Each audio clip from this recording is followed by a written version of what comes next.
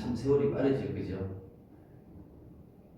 예, 본격적으로 겨울 준비를 해야 될 그런 시기가 되는 것 같습니다.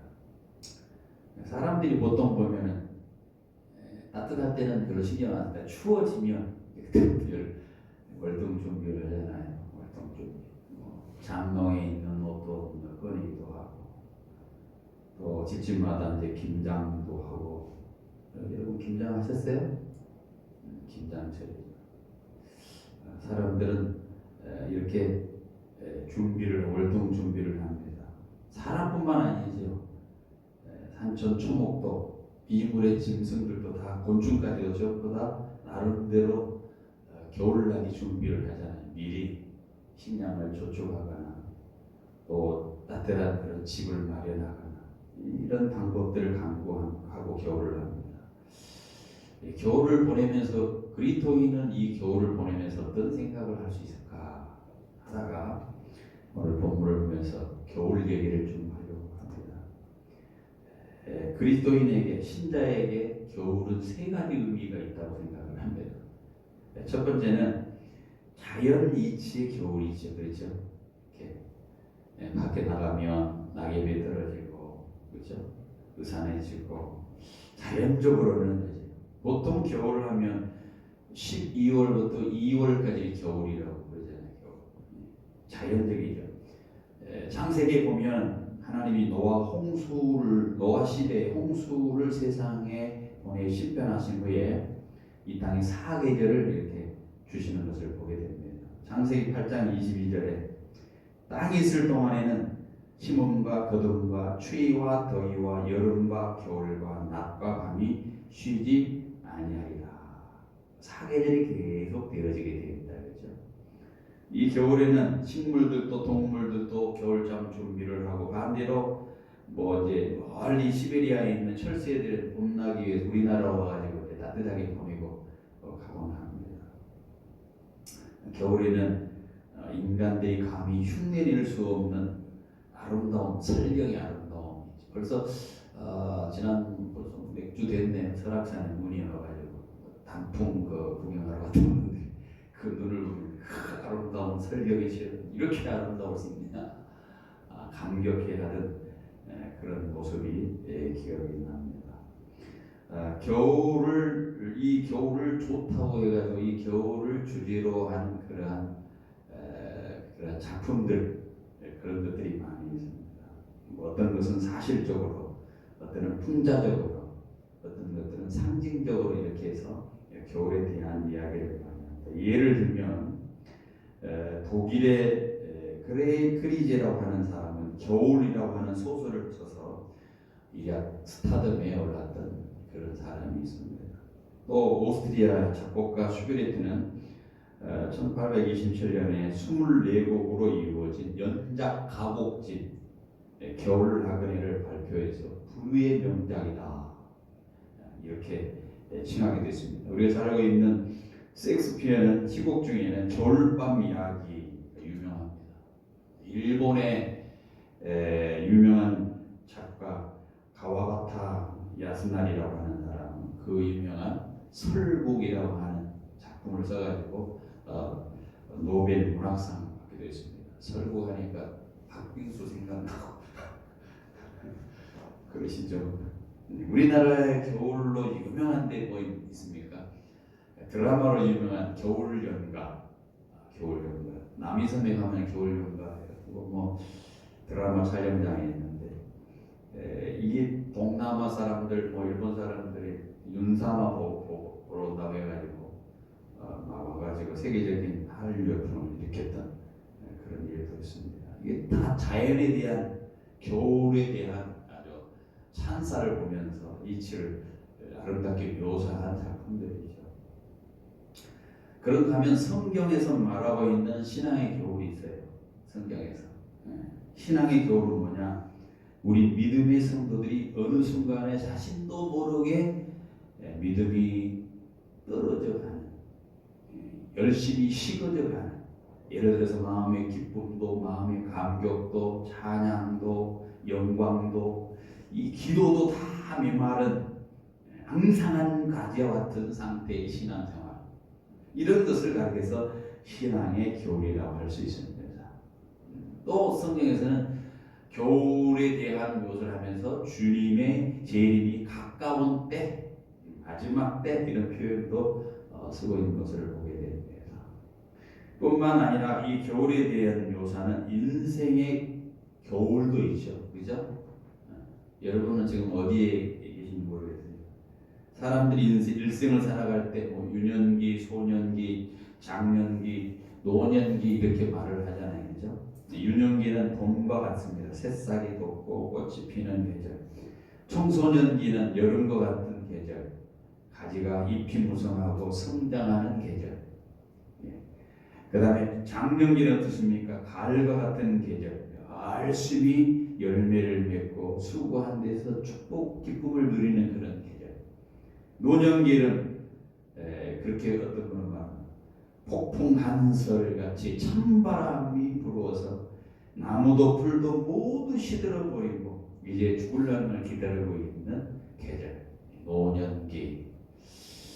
그런데 한 가지 안타까운 것은 뭐냐? 우리 믿음의 신앙인들이 자신의 믿음의 겨울이 다가오는데도 불구하고 아무런 준비하지 않고 살아간다는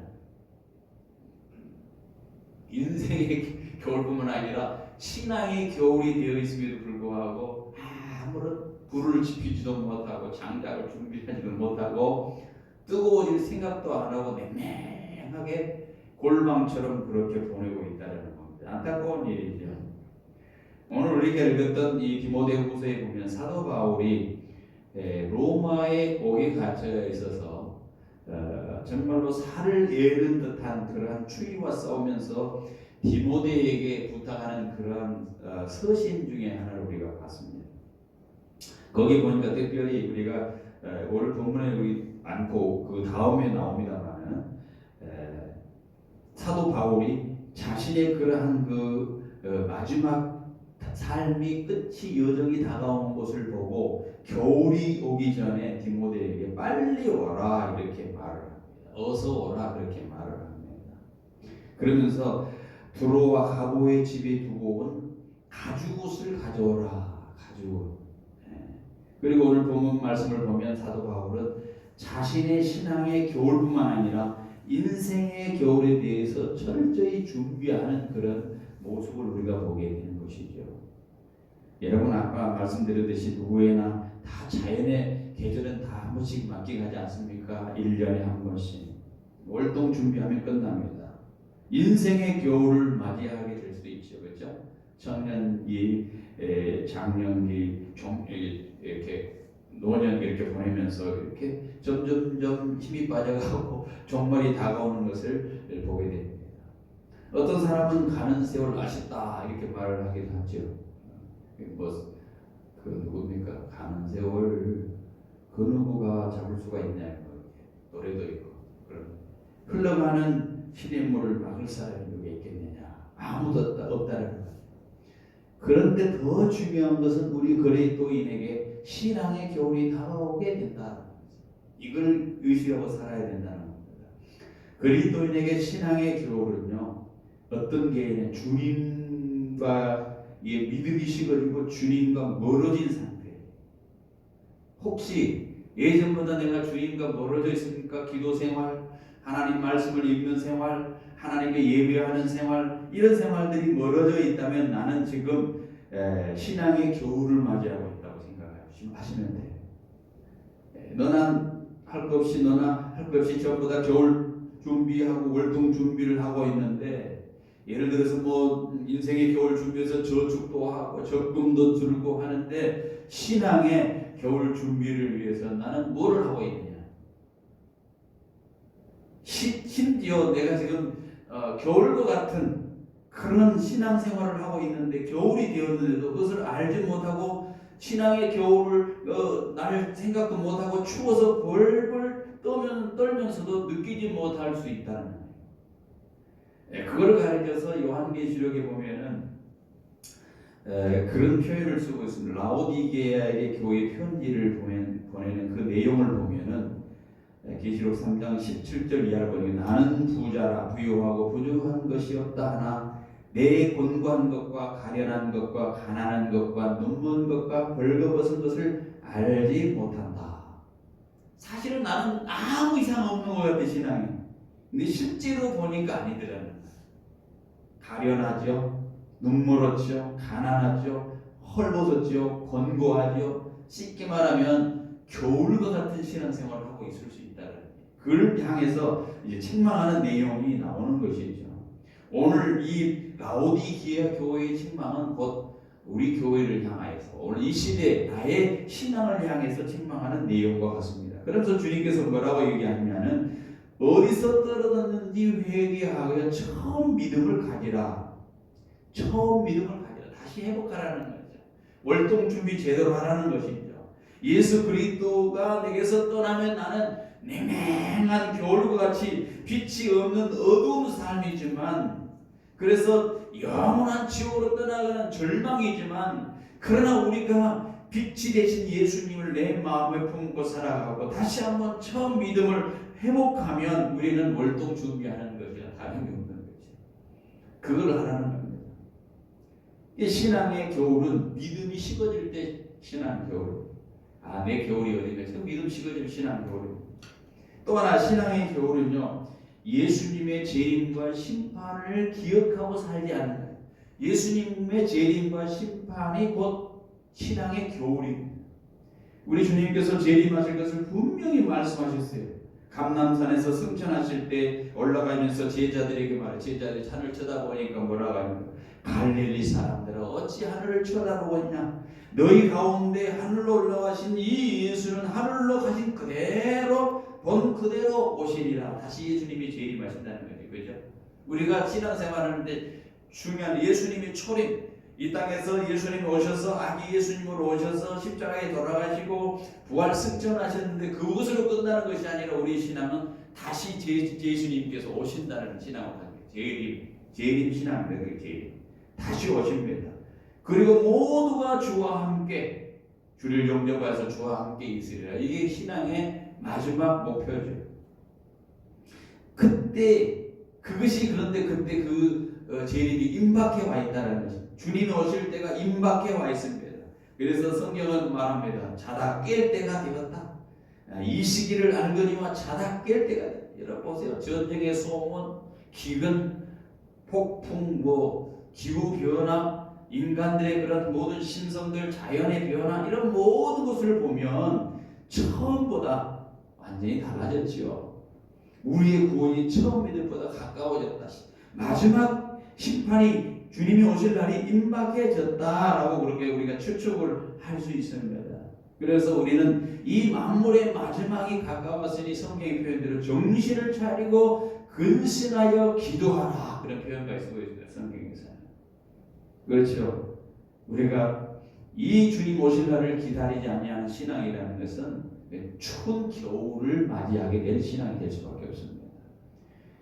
우리가 잘 알고 있는 복음 정화 중에 금보다도 귀하다는 그런 찬양이 있어요. 언제 다시 주 오실지 아는 이가 있는가. 신랑으로 오실 주님 맞을 준비되었는가. 기름 없는 등불 들면 주님 만날 수 없어. 재림 나팔 소리 나면 예비할 수 없어. 잠시 머물 이 세상은 헛된 것들 뿐이니 주를 맞을 준비함이 금보다도 귀하다. 금보다도 귀하다. 준비하라는 거죠. 신앙의 겨울을 잘 하기 위해서 예수님의 재림 시기, 심판 시기를 기다리면서 재림 신앙을 다시 한번 권고하게 하는 것이 바로 신앙 겨울 월동 준비입니다. 또 있죠. 바울은 신앙의 겨울 준비를 어떻게 했는가 우리가 보게 되는데 그렇게 표현을 쓰고 있습니다. 6절에 보니까 전자와 같이 내가 벌써 부어지고 나의 떠날 시각이 가까웠도다. 관제와 같이 내가 떠날 기약이 되었다. 쉽게 말하면 전제 이런 표현을 쓰고 있는데 다 이것은 뭐냐면은 번제나 소제를 함께 드린 희생 제사를 말합니다. 구약에서 희생 제사예요. 뭐냐면 제사로서 순종할 때가 됐다라는 거예요. 사도 바울 자기 자신을 돌이켜보면서 내가 이제 곧 죽을 때가 됐다. 주를 위해서 내가 수고했는데 인생 모든 끝날 때가 되었다. 자신의 삶을 돌아본 결과 이제 떠날 때가 되었다고 생각을 하는 거예요. 가끔 저도 그런 생각을 해요. 예전에는 그런 생각을 안 했는데 주님이 부를 날이 참 많이 가까워졌구나 이런 생각을 하게 돼요. 그죠? 내가 30살 됐을 때는 생각을 안 했어요. 40살 때도 생각을 안 했어요. 50살까지는 생각을 안 했는데 60이 딱 되려보니까 그 생각이 드는 거예요. 이제 내가 살면 얼마나 살까? 그죠? 살아온 날보다 살아갈 날이 더 작다는 것은 확실합니다. 내가 그렇다고 120년 살지는 않으니까. 분명히 주님 보실 날이 가까워졌다는 거죠.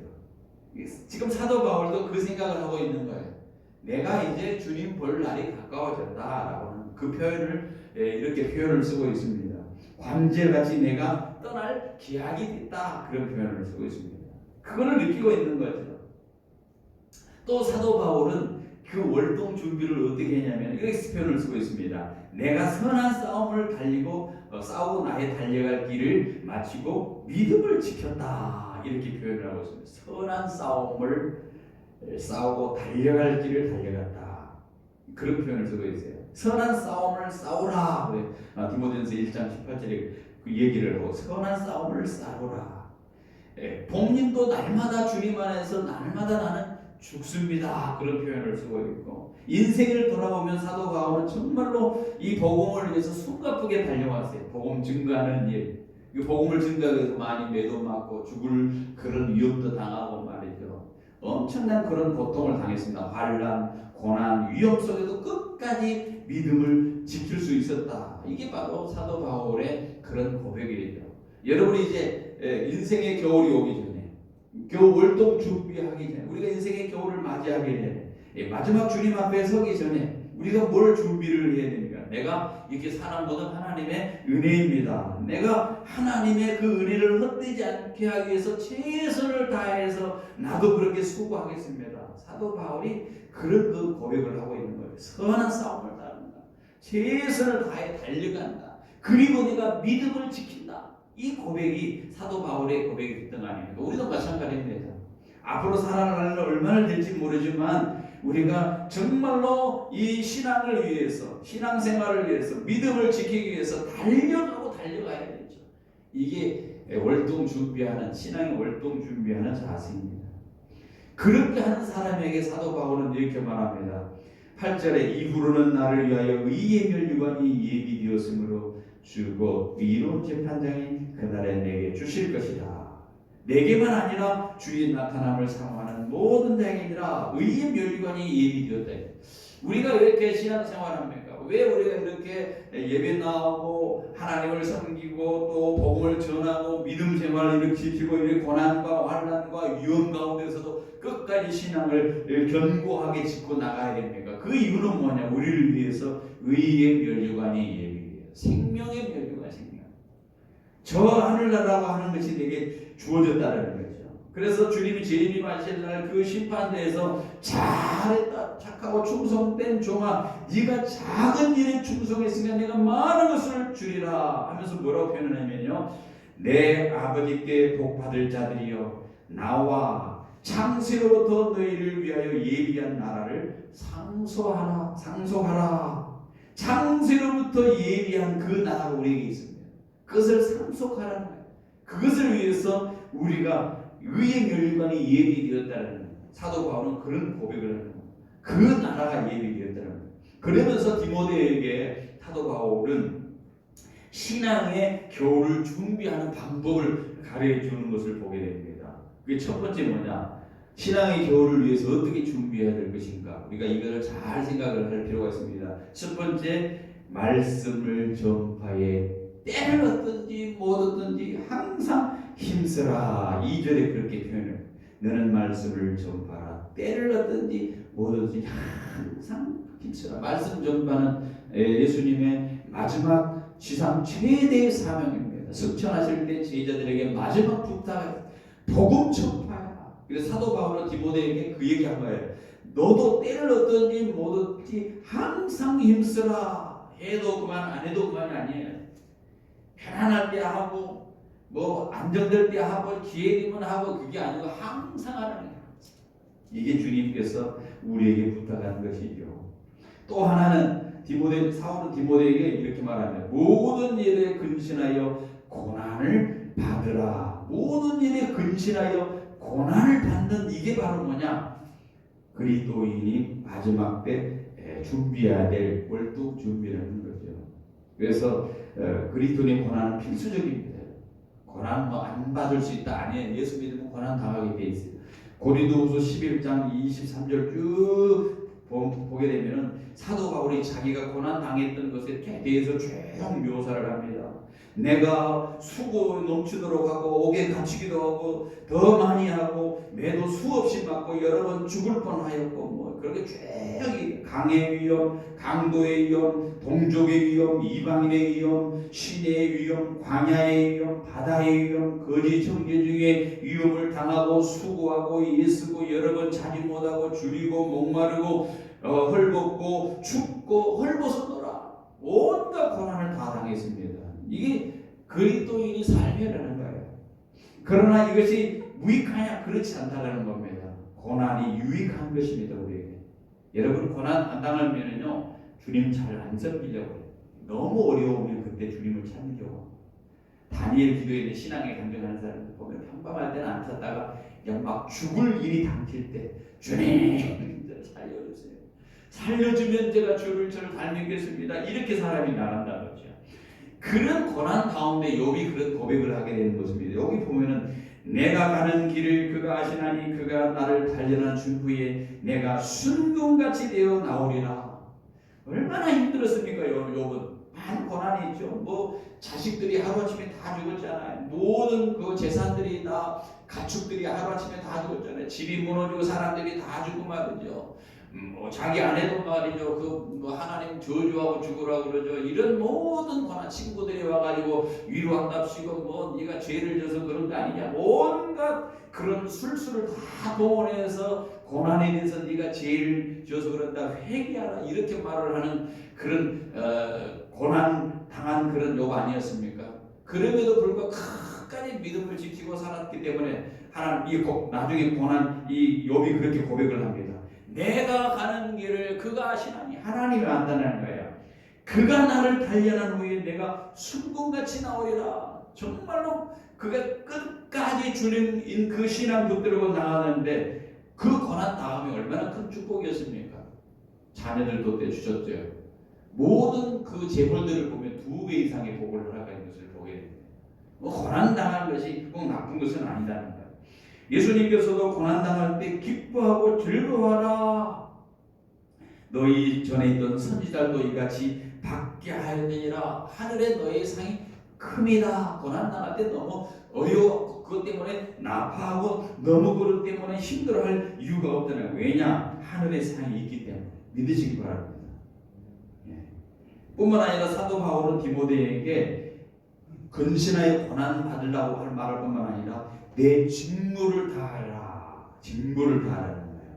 내게 있는 것을 내가 올 때까지 굳게 붙들으라 하는 그 성경의 말씀처럼 직무를 다하라. 내 직무를 전부 다 잘 가지고 해야 됩니다. 말씀을 전파하고 항상 힘쓰고 범사에 오르지 않고 가르치고 경책하고 구원하고 하는 이런 직무를 전부 다 해 나가야 된다. 특별히 그런 표현을 쓰고 있습니다. 5절에 그러나 너는 모든 일에 신중하여 고난을 받으며 전도자의 일을 하며 내 직무를 다하라. 직무를 다하라. 이게 마지막 죽음을 앞두고 아들과 같은 디모데를 향해서 이런 표현을 쓰고 있어요. 너도 인생에 언제 겨울이 오게 된다. 그 겨울 준비를 그렇게 해야 된다라는 것이죠. 사랑하는 성도 여러분, 주님께서 재림하셔서 심판하실 그때에 우리들은 자기의 사명에 최선을 다했는가? 분명히 우리를 물으실 거예요. 중성된 증이라는 그런 소리를 드려야 되지 않겠습니까? 마태복음 25장 달란트 비유 나오죠. 주인이 올 때까지 맡겨준 달란트를 가지고 최선을 다해서 남겨야 되죠. 남겨야 돼요. 열심히 수고해야 됩니다. 그런데 무익한 한 달란트 받은 사람한테 땅속에 묻어놓고 그냥 그대로 바깥. 성경이 말하니 이 무익한 종이라고 바깥 어두운 데로 내보냅니다. 그러나 두 달란트, 세 달란트를 가지고 나름졌던 이 사람들 어떻습니까? 달란트를 가지고 열심히 장사했던 사람, 주인의 잔치에 참여하라. 충성된 자들이 주님의 재림과 심판을 준비하는 자의 모습이라는 것입니다. 말씀을 마치겠습니다. 성경에 보면은요, 전도서 12장 1절에 너는 청년의 때에 너의 창조주를 기억하라. 곧 공고한 날에 이르기 전에 나는 아무 낙이 없다고 할 때 해가 가깝기 전에 너의 창조자를 기억하라. 사람은 젊었을 때 멍에를 메는 것이 참 좋습니다. 일부러 우리 그런 표현을 쓰잖아요. 젊어서 일부러 수고하라는 얘기죠. 고생한다. 젊어는 사서 고생한다. 성경은 아예 젊었을 때 멍에를 메는 것이 좋다. 에 가서 2장 23절에 그렇게 표현을 쓰고 있습니다. 세월과 시간 쉬지 않고 지나갑니다. 어제가 뭐 청년시기 같고 중고등부 학생이 시절 같은데 지금 보니까 벌써 저도 이제 뭐 이제 노년시기 된 거예요. 60세가 되면 이제 노년시기가 된 거라고 얘기해요. 저도 엘리베이터 타다 보니까 아이고 어르신 이러더라고요. 깜짝 놀랐어요. 저는 어르신이 아닌 줄 알았는데 아이 나보다 더 나이 드신 분이 나한테 어르신도 그렇게 말을 하는 거야. 아이 참 세월이 참 빠르구나 라는 생각을 하게 됩니다. 우리도 그렇게 지나가요. 다 지나가지 않겠습니까? 전부 다 지나갑니다. 그 푸르른 새싹과 같은 어린 나이를 지나세요. 풍성해지는 젊은이를 지나세요. 어느새 이제 단풍이 지고 말이죠. 꽃이 피고 단풍이 지는 계절이 오지 않겠습니까? 다 그리고 단풍이 다 떨어집니다. 다 떨어져요. 지난주에 뭐 여기 금단산 갔더니요. 잠깐 그 이제 둘레길 한번 들어봤더니 단풍이 다 떨어져요. 그 가지가 무성했던 가지가 푸르렀던 가지가 다 떨어지고 항상 아 이게 겨울이구나. 항상해. 다 항상에 떨어져 있습니다.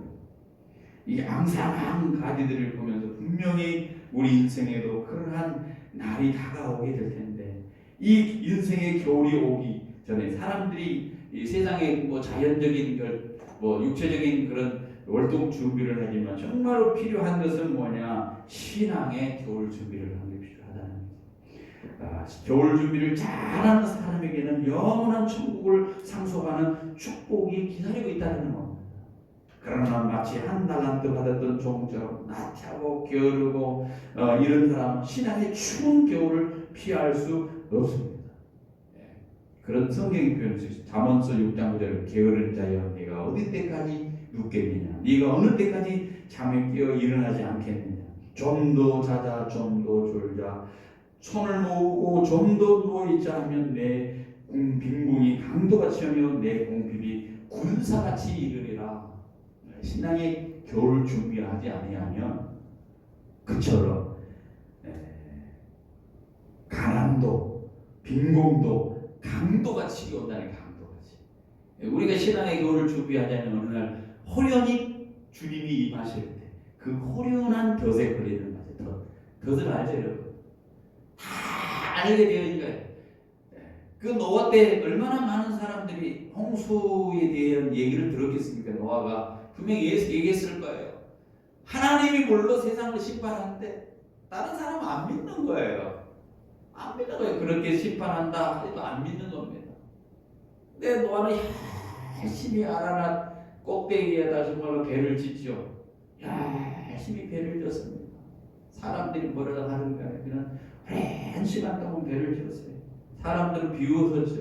근데 호련히 갑자기 비가 막 내리기 시작하니까 어떻게 합니까? 이건 뭐 그냥 조금 홍수가 좀 내리는 것 같다. 폭우가 내리는 것 같다 했겠죠. 그런데 그 홍수가 자기들을 다 쓸고 다 내려갔습니다. 그렇지 않았겠어요? 겨울을 준비하는 사람도 있었을 거죠. 내일은 내가 직장 출근해야 되겠다고 준비하는 사람도 있을 것이고 열심히 입시 준비하는 사람도 있었을 것이고 또 행복한 가정을 위해서 수고하면서 아침부터 저녁까지 발이 부르트러 손이 부르트를 정도로 일을 했던 사람도 있었을 거예요. 그런데 그런 사람 차별 없이 전부 다 그 홍수를 위해서 방주에 들어가지 못한 사람은 전부 다 물로 다 쓰림을 당하고 죽임을 당했습니다. 마찬가지죠. 우리가 언제 그 홍수가 주님이 재림하실지 알 수 없습니다.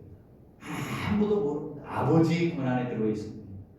그 날이 언제 올지 모르지만 그 날이 왔을 때 우리가 후회 없이 주님을 뵐 수 있다 믿기 위해서는 우리는 분명히 월동 신앙의 겨울 준비를 제대로 하고 있어야 된다는 거예요. 여러분과 제가 믿음으로 신앙의 겨울 준비를 잘 하셔서 장차 주님의 재림 날에 심판대 앞에 칭찬과 의로운 열과 상급을 받는 복된 성도들이 되어지기를 간절히 소원합니다.